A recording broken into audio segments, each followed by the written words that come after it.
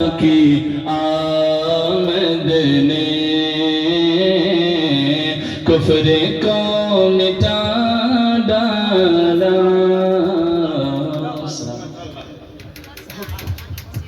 السلام علیکم ورحمۃ اللہ وبرکاتہ۔ دار الافتاء دار القضاء کا قیام پہلے کولار کے علی حبیبہ الکریم، اما بعد،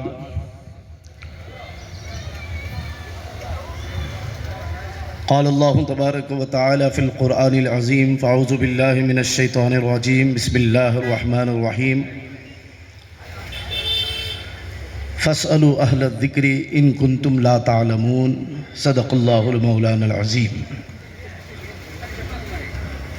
معزز سامعین،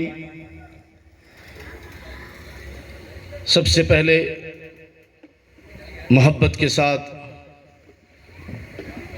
دونوں جہان کے تاجدار، مالک و مختار، شفیع روز شمار، نائب پروردگار محمد الرسول اللہ صلی اللہ تعالی علیہ وسلم کی بارگاہ عالیہ میں محبت کے ساتھ ایک مرتبہ درود پاک کی ڈالیاں نچاور کر لیں۔ اللہم صلی وسلم علی سیدنا حبیبنا کریمنا شفیعنا محمد وعلی آل سیدنا و مولانا محمد۔ کام نہیں ہو رہا ہے، کسی ایک جماعت کا کام نہیں ہو رہا ہے، کسی ایک کمیٹی کا کام نہیں ہو رہا ہے، بلکہ یہ ادارہ ایسا ہے جس سے ساری قوم کے لیے جو ضرورت ہے اس کی دکھتی رگ پر ہمارے سید رضوان صاحب نے ہاتھ رکھا ہے۔ ایک ایسی ضرورت کی چیز ہے کہ آج آدمی کورٹ کچہری میں جا کر ان کے فیصلوں کو مجبوراً مانتا ہے، عزت گنوانی پڑتی ہے ہماری ماں اور بہنوں کو جا کر، ان کی گالیاں سننی پڑتی ہیں۔ ایسا کتنوں جگہ آپ نے دیکھا ہوگا، دیکھ رہے ہیں، ماحول ویسے ہی ہے۔ فیصلے لے کر ہم جاتے ہیں، طلاق کا مسئلہ، خلا کا مسئلہ، بہت سارے ایسے مسائل ہیں، صرف وہی دو نہیں ہیں۔ ان مسائل کو لے کر ہم ان کے پاس جاتے ہیں جن کو استنجا کا طریقہ نہیں معلوم ہے، اور ہمیں وہاں جا کر گردنیں جھکا کر ان کی گالیاں کھانی پڑتی ہیں، پیسے بھی دینے پڑتے ہیں۔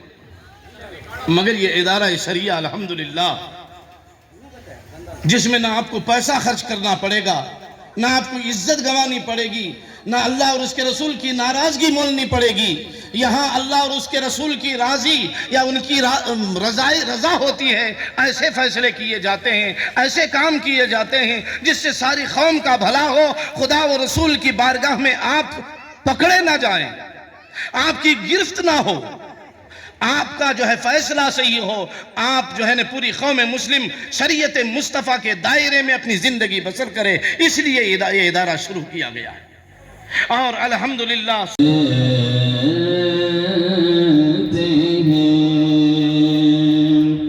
جو تیرے در سے یار پھرتے ہیں، جو تیرے در سے یار پھرتے ہیں، در بدر یوں ہی خار پھرتے ہیں، در بدر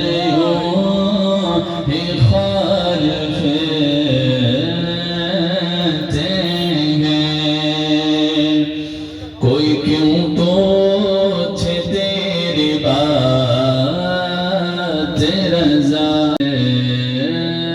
کرتے ہیں، وہ سویلا لازار پھرتے ہیں، وہ سویلا لازار پھرتے ہیں، تیرے دن اے بہار پھرتے ہیں، تیرے دن رسالت علماء اہل سنت نعرہ تکبیر، نعرہ رسالت، نعرہ تکبیر، نعرے تکبیر، نعرے رسالت، مسلک اعلی حضرت علماء اہل سنت، باوقار علماء کرام، نعرے تکبیر، نعرے رسالت۔ محترم حضرات، اب آئیے نعت نبی صلی اللہ تعالی وسلم گنگنانے کے لیے میں دعوت سخن دیتا ہوں حضرت علامہ مولانا حافظ قاری محمد علی برکاتی صاحب قبلہ کے وائیں اور نعت نبی صلی اللہ تعالی ہوتے ہیں۔ قرآن و حدیث قرآن حدیث سے مسئلے کا حل نکالتے ہیں۔ اسی کو دیکھتے ہوئے آج کولار کی سرزمین میں دارالقضاء اور دارالافتتاح کا قیام ہو رہا ہے۔ لہٰذا جو لوگ بھی پریشان ہوں گے، جو لوگ بھی ان کیس میں دوچار ہوں گے، ان لوگوں سے میری گزارش ہے کہ وہ لوگ آئیں دارالقضاء اور دارالافتتاح میں، یہاں پہ آ کر اپنے مسئلے کا حل لے کر جائیں گے۔ اس بنا کر یہ مجلس کا انعقاد کیا گیا ہے۔ لہذا اللہ رب العزت کی بارگاہ میں دعا گو ہیں کہ اللہ تبارک و تعالی ہمارے اس ادارے کو کامیابی اور کامرانی سے کام کرنے کی توفیق رفیق عطا فرمائے۔ وآخر دعوانا ان الحمدللہ رب العالمین۔ السلام علیکم ورحمۃ اللہ وبرکاتہ۔ ماشاءاللہ۔ حضرت عباس رضی اللہ تعالی عنہ اس کیس کو دارالقضاء میں لے کر جاتے ہیں حضرت سیدنا ابی بن کعب رضی اللہ تعالی عنہ کی بارگاہ میں۔ دارالقضاء میں ایک کیس پہنچتا ہے کہ حضرت عمر رضی اللہ تعالی عنہ نے میرے مکان سے پرنالے کو اکھاڑ پھینکا ہے، مجھے پوچھے بغیر۔ بہرکیف حضرت عمر رضی اللہ تعالی عنہ سے بھی پوچھا گیا۔ حضرت عمر رضی اللہ تعالی عنہ نے فرمایا کہ لوگوں کی شکایت تھی، پانی گر رہا تھا، لوگوں کے کپڑے بھیگتے تھے، نمازیوں کو پریشانی ہوتی تھی، اس بنا کر میں نے اسے اکھاڑ پھینکا۔ مگر سیدنا حضرت عباس رضی اللہ تعالیٰ عنہ کھڑے ہو جاتے ہیں، ارشاد فرماتے ہیں، اے امیر المومنین، جو گھر میرا ہے اس گھر کی بنیاد نبی رحمت صلی اللہ تعالیٰ علیہ وسلم نے رکھا تھا، اور یہ پرنالہ بھی نبی رحمت صلی اللہ تعالیٰ علیہ وسلم نے ہی ڈالا تھا۔